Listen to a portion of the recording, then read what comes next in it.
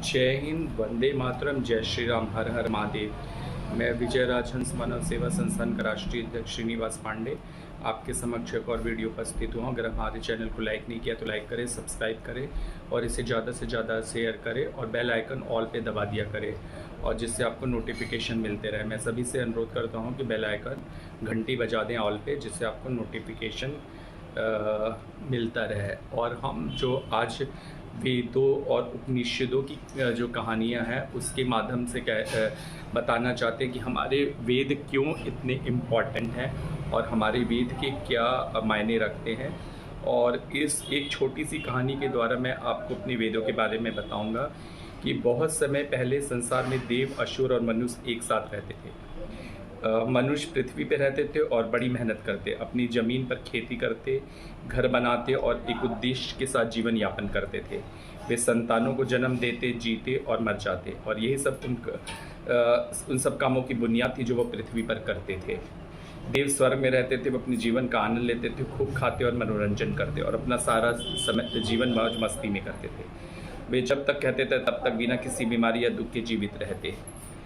असुर स्वार्थी और बेरहम थे, वह सबका अपमान करते और मनुष्यों और देवों को नुकसान और चोट पहुंचाते रहते थे। वे पाताल लोक में रहते थे। यह कहानी उन्हीं तीन समूह के है जिन्होंने एक साधना करने का निर्णय लिया और उन्हें इसी पर परमेश्वर से प्रार्थना की जिसने उन सब की रचना की थी। हम सब स्वयं को बेहतर जानना चाहते हैं। उन्होंने कहा, हम सुखी होना चाहते हैं, हम सम्मान और प्रेम पाना चाहते हैं। हे ईश्वर, कृपा हमें बताएं कि हमें क्या करना चाहिए। कृपा हमारा मार्गदर्शन करें। और क्या यही सब कुछ नहीं है जो हम सब चाहते हैं? द द दादा आसमान में भयानक गर्जन हुआ और 3 बार एक शब्द द द द दोहराया और बहुत तेज और स्पष्ट। देवों, मनुष्य और असुरों ने से साफ सुना। हर समूह को विश्वास था कि यह संदेश उनके लिए ही है।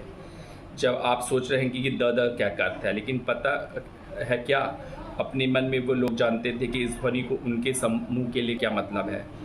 मगर विचित्र रूप से उन्होंने 3 अलग अलग मायने निकाले।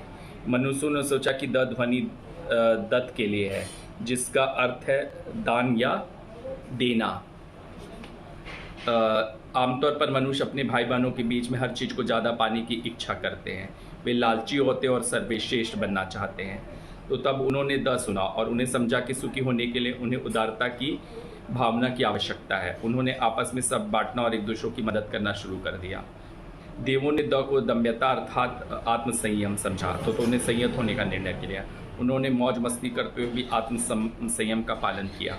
वे अभी भी जीवन का आनंद लेते हैं, मगर संयम के साथ। उदाहरण के लिए हम जानते हैं कि मिठाइयाँ स्वादिष्ट होती है, लेकिन बहुत ज़्यादा खाने से उसे डायबिटीज़ हो जाती है या हम बीमार पड़ सकते हैं। दोस्तों के साथ खेलना अच्छा लगता है, लेकिन बहुत ज़्यादा खेलने से अपनी पढ़ाई या काम अनदेखा कर सकते हैं। इसी तरह देवों के में अपने दायित्व थे। उदाहरण के लिए वायु देव पवन के संरक्षक थे और अग्नि आग के संरक्षक थे।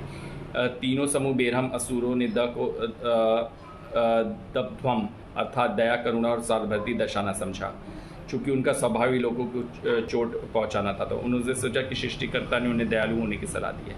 कहानी यहीं समाप्त होती है, लेकिन हमारा यानी आज के लोगों को क्या? हम सब ने एक मानव पक्ष, एक देव पक्ष और एक असुर पक्ष होता है। सृष्टिकर्ता को द हमें अपने जीवन में इन 3 निर्देशों का पालन करके स्वयं को नियंत्रित करने में मदद करता है।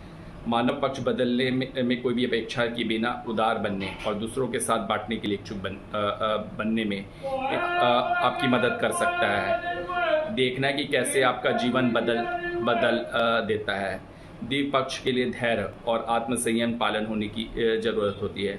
बहुत ज़्यादा आनंद उसे लत में बदल सकता है। अंतिम व्यवहार को छोड़ देना जो हमारे अंदर लोगों को चोट पहुंचाने या उन्हें बदला लेने की इच्छा जगाता है। बांटना और परवाह करना आवश्यक है। भले ही आप दौलतमंद हो, सुखी होने के लिए धैर्य और संयम आवश्यक है। भले ही आप सर्वशक्तिमान हो, शक्ति और सह अस्तित्व के लिए, आनंद के लिए क्षमाशील और दयालुता आवश्यक है। भले ही आप आहत महसूस करते हैं, व्यक्तियों, समाज और सारी दुनिया के संतुलन और स्थिरता के लिए तीनों ही व्यवहार आवश्यक है। यह संतुलन हमारे चरित्र का निर्माण करता है और हमें विकासशील बनाता है। तो इस कहानी में आपने समझा कि कैसे हम अपना चरित्र का निर्माण कर सकते हैं और हम अपनी कैसे राष्ट्र की संरचना कर सकते हैं। और हमें अपने अंदर 3 चीज़ जरूर लानी चाहिए: आत्मसम्मान, आत्मसंयम, आत्मनिर्भरता और उदारता। अगर ये जीवन में हमारे रहेगा तो हम कभी भी लक्ष्य से नहीं भटकेंगे, और अगर इसमें किसी भी चीज़ का अभाव हुआ तो हमसे लक्ष्य से हम भटक जाएंगे और हमारा कुछ भला नहीं होगा। तो तीनों को हमें अपने अंदर आत्मसात करना होगा, तभी हमारा जीवन सुखी, संपूर्ण और एकाग्रचित्त होगा। और एकाग्रता बहुत लाना जीवन में ज़रूरी है। और जो विद्यार्थी एकाग्रचित्त नहीं होते वो उनका पढ़ने में मन नहीं लगता है, और वो मतलब आज की कंपटीशन की दौड़ में बहुत ही पीछे हो जाते हैं। तो सभी विद्यार्थियों से अनुरोध है कि अपने जीवन में एकाग्रचित्त हों, और एकाग्रता तभी आती है जब आप अपने अंदर अपने किसी भी गुरु को अपना मानकर उनके बताए मार्गदर्शन पर चलेंगे, और कुछ पल के लिए आप एक ओम शब्द को अपने अंदर आत्मसात करेंगे और उसका ध्यान करेंगे, तो देखिएगा आप एकाग्रचित्त हो जाएंगे और आपकी शिक्षा दीक्षा अच्छी होगी। इसी के साथ मैं अपना वीडियो समाप्त करता हूँ। जय हिंद, जय भारत, वंदे मातरम।